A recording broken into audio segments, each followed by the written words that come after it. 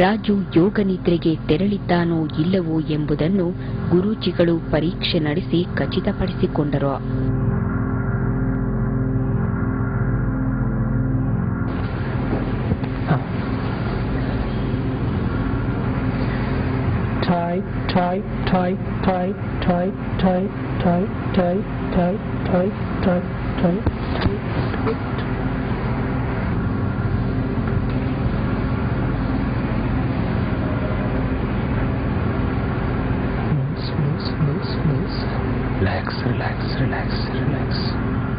ಕೆಲವು ಪರೀಕ್ಷೆಗಳ ನಂತರ ಜ್ಯೋತಿರಾಜುವಿನ ಹಿಂದಿನ ಜನ್ಮವನ್ನು ತಿಳಿಯಲು ಮುಂದಾದರು ರಾಮಚಂದ್ರ ಗುರೂಜಿ.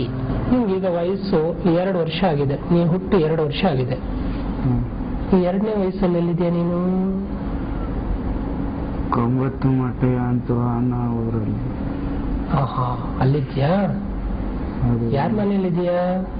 ಅದು ನಮ್ಮ ಮನೆ, ಅದೇ ನಮ್ಮ ಊರು. ಈ ಜನ್ಮದ ಹಲವು ಸಂಗತಿಗಳನ್ನು ವಿವರಿಸಿದ ರಾಜು ತಾನು ತನ್ನ ತಾಯಿಯ ಹೊಟ್ಟೆಯಲ್ಲಿ ಇದ್ದಾಗಿನ ಸ್ಥಿತಿಯನ್ನು ವಿವರಿಸಲು ನಿಂತನು. ನಿನ್ನ ತಾಯಿಯಲ್ಲಿ ನಿನ್ನ ಹೊಟ್ಟೆಯಲ್ಲಿದ್ದಾಗ ಏನೆಲ್ಲ ಕೆಲಸ ಮಾಡ್ತಿದ್ಲು, ನಿನ್ಗೇನಾಗ್ತಾ ಇತ್ತು, ಏನ್ ಅನುಭವ ಪಡೆದೆ ತಾಯಿ ಹೊಟ್ಟೆಯಲ್ಲಿದ್ದಾಗ? ನಾನು ಅಮ್ಮನ ಹೊಟ್ಟೆಯಲ್ಲಿದ್ದಾಗ ಅಮ್ಮ ಏನು ಕೆಲಸ ಮಾಡಕ್ಕೆ ಬಿಡ್ತಿದ್ದಿಲ್ಲ. ಅಪ್ಪಾಜಿನ ಬಿಡ್ತಿರ್ಲಿಲ್ಲ. ನನಗೆ ಅಮ್ಮ ತುಂಬಾ ಸೂಕ್ಷ್ಮವಾಗನೇ ಓದ್ತಿತ್ತು. ತದನಂತರ ತನ್ನ ಹಿಂದಿನ ಜನ್ಮವನ್ನು ಎಳೆ ಎಳೆಯಾಗಿ ಬಿಚ್ಚಿಟ್ಟನು ರಾಜು. ನಿನ್ನ ಹಿಂದಿನ ಜನ್ಮಕ್ಕೆ ಹೋಗೋಣ. ಈಗ ನಿನ್ಗೆ ಹಿಂದಿನ ಜನ್ಮ ಜ್ಞಾಪಕ ಬರ್ತಾ ಇದೆ. ಈ ಜನ್ಮದ ಸಾಧನೆಗೂ ಈಗ ನೀನ್ ಆಗಿರ್ತಕ್ಕಂಥ ಸಾಧನೆಗೂ ಈಗ ನೀನ್ ಮಾಡ್ತಿರ್ತಕ್ಕಂಥ ಸಾಹಸಗಳಿಗೂ ಹಿಂದಿನ ಜನ್ಮಕ್ಕೂ ಏನೋ ಒಂದು ಕನೆಕ್ಷನ್ ಇರಬೇಕು. ಈಗೆಲ್ಲ ಬರ್ತದೆ ನಿಂಗೆ. ಹಿಂದಿನ ಜನ್ಮ ಜ್ಞಾಪಕ ಬಂತು. ಏನಾಗಿದೆಯಪ್ಪ ಹಿಂದಿನ ಜನ್ಮದಲ್ಲಿ? ಏನಾಗ್ಬಿಟ್ಟಿದೀಯ?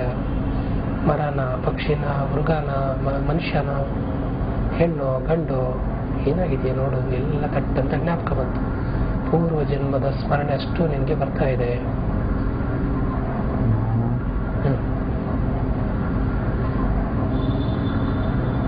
ಚಿತ್ರದುರ್ಗ ಕೋಟೆಯಲ್ಲಿ ಕೋತಿಯಾಗಿ ಬಂದಿದೆ. ಚಿತ್ರದುರ್ಗ ಕೋಟೆಯಲ್ಲಿ ಕೋತಿಯಾಗಿ ಬಿಟ್ಟಿದೆ. ಕೋತಿಯಾಗ್ಬಿಟ್ಟಿದ್ಯಾ? ಏನ್ ಕೋತಿಯಾಗಿ? ಗಂಡು ಕೋತಿ? ಗಂಡು ಕೋತಿ. ನಿನ್ನ ಜೀವನ ಕ್ರಮ ಹೇಳಪ್ಪ, ಹೇಗ್ ಬೆಳೆದೆ ಅಲ್ಲಿ? ನಾವೆಲ್ಲ ಒಟ್ಟಿಗಿದ್ದು 243 ಜನ. 243 ಕೋತಿಗಳಿದ್ದ? ಜನ ನೀವು? ನಾವು ಅದರಲ್ಲಿ ನಾನು 3 ವರ್ಷ ಗ್ಯಾಂಗ್ ಲೀಡರ್ ಆಯ್ತೆ. 3 ವರ್ಷ ನಿಮ್ಮ ಕಪಿ ಸೈನ್ಯದ ಲೀಡ್ರು? ನಾನೇ ಲೀಡರ್ ಆಯ್ತೆ.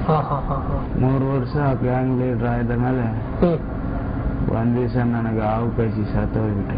ಹಾವು ಕಚ್ಚಿತ? ಹೇಗ್ ಕಚ್ಚಿತ ಹಾವು? ನೀವು ಎಲ್ಲಿದ್ದೆ? ಆ ಕೋಟೆ ಯಾವ ಭಾಗದಲ್ಲಿದ್ದೆ? ಬಂಡೆ ಮೇಲಿಂದ ಕೆಳಗೆ ಇಳಿದು ಏಕನಾಥೇಶ್ವರಿ ದೇವಸ್ಥಾನ ಟೆಂಪಲ್ ಹಿಂಭಾಗನೆ ಬಂಡೆ ಮೇಲಿಂದ ಕೆಳಗೆ ಇಳಿದು ಹುಲ್ಲಲ್ಲಿ ಹೋಗ್ತಿರ್ಬೇಕಾರ ಆ ನಾಗರಾವ್ ನನ್ನ ಕಚ್ಚಿಬಿಡ್ತು. ನಾಗರಾವ್ ಕಷ್ಟ? ಆ ನಾಗರಾವ್ ಕಚ್ಚಿ ನಾನು ಅಲ್ಲೇ 1 ಗಂಟೆ ಒಳಗೆ ಸತ್ತೋಗ್ಬಿಟ್ಟೆ. ಏನಾಯ್ತು ಕಚ್ಚಿದ ಮೇಲೆ ನಿಂಗೆ? ಕಚ್ಚಿದ ಮೇಲೆ ಮೈಯೆಲ್ಲ ಏನೇನೋ ಒಂಥರ ಕುತ್ಕೊಲ್ಲ, ಒಂಥರ ಶಾಕ್ ಹೊಡೆದಂಗ ಏರಿ ನನ್ನ ಕೈಯಲ್ಲಿ ಒಂದು ಸ್ವಲ್ಪ ದೂರ ನಡೆಯೋಕ್ಕೂ ಆಗಲಿಲ್ಲ. ಅಲ್ಲೇ ಸತ್ತೋದೆ. ಈತ ಯೋಗ ನಿದ್ರೆಯಲ್ಲಿ ತನ್ನ ಹಿಂದಿನ ಜನ್ಮದ ಬಗ್ಗೆ ನೀಡಿದ ವಿವರದ ಪ್ರಕಾರ ಈತ ಚಿತ್ರದುರ್ಗದ ಕೋಟೆಯಲ್ಲಿ ಕೋತಿಯಾಗಿ ಜೀವನ ಸಾಗಿಸುತ್ತಿದ್ದನೆಂಬುದು, 100 ಕೋತಿಗಳಿಗೆ ತಾನೇ ಮುಖ್ಯಸ್ಥನಾಗಿದ್ದನೆಂಬುದು.